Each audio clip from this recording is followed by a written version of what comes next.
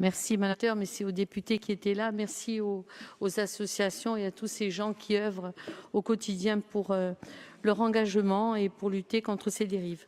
Permettez-moi d'avoir une pensée pour les parents et les proches de la petite Chloé Aldovrandi qui a été lâchement assassinée à Ponteletsch ce 15 février dernier.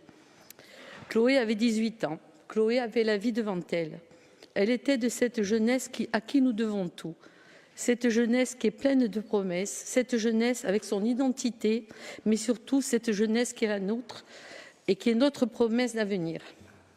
Nous pensions à l'abri des violences, nous pensions que le respect des femmes était ancré dans notre culture corse, mais les récents événements nous prouvent le contraire.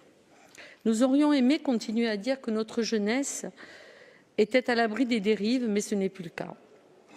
Avons-nous oublié cette Corse qui était composée de gens authentiques, sincères, francs et surtout empreints d'un profond respect? Pourtant, nos anciens n'ont pas eu les mêmes facilités, que ce soit au niveau de leur cadre de vie, au niveau des représentations, au niveau médical. Il faut repenser la Corse, lui redonner sa vocation d'être une terre de droit. Une idée chère à Pascal Paoli, dont le président l'a dit, nous fêterons le tricentenaire de sa naissance cette année. Alors, comme vous, j'ai été révoltée, émue de ce qui s'est passé ce soir de février et qui concerne toute notre île. J'ai pris conscience de la tragédie lorsque j'ai vu le maire, qui est mon père, se rendre et revenir des lieux de l'accident. Aucun mot n'existe pour exprimer la mort d'un enfant. Alors je me suis questionnée, comme vous, je me suis demandé, comme toutes les mamans, si c'était mon enfant. Et je me suis rappelé cette mission d'élu. Je me rends compte que notre rôle est important, notamment dans la compétence formation, éducation, culture. Et je me suis saisie de cette pensée Studia et Libertà de Pasquale Baul, si souvent évoquée dans cet hémicycle, qui devrait renforcer l'investissement de la collectivité sur notre jeunesse.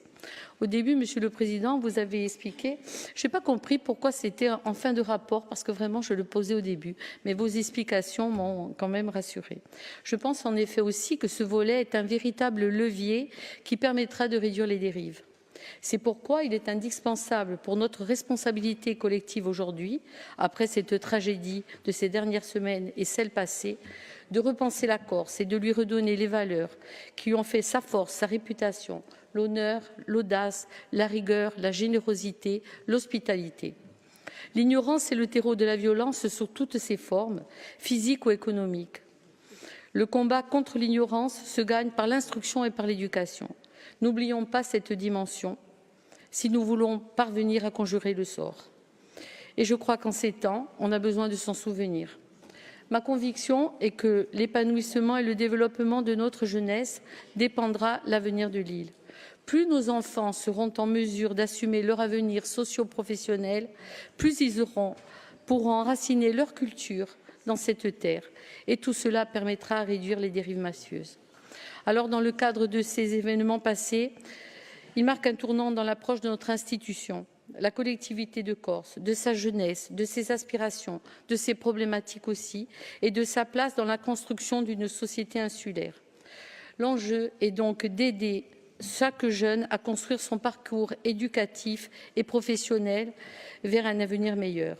Alors, c'est vrai, rappelons-le, l'éducation est notre bien le plus précieux et il convient d'accompagner notre jeunesse dans cette construction de parcours. Nous sommes au sein d'une société qui ne sait plus faire citoyenneté. Alors, je vais conclure avec les propos aussi que nous a tenus le ministre ce matin. Une remise en question est indispensable pour les sociétés qui se veulent libres et responsables. Et il a parlé d'un partage équitable des charges pour que l'édifice se tienne. Alors, seguidemo usolku pe tane astrava, petroa baji a ringraziabi.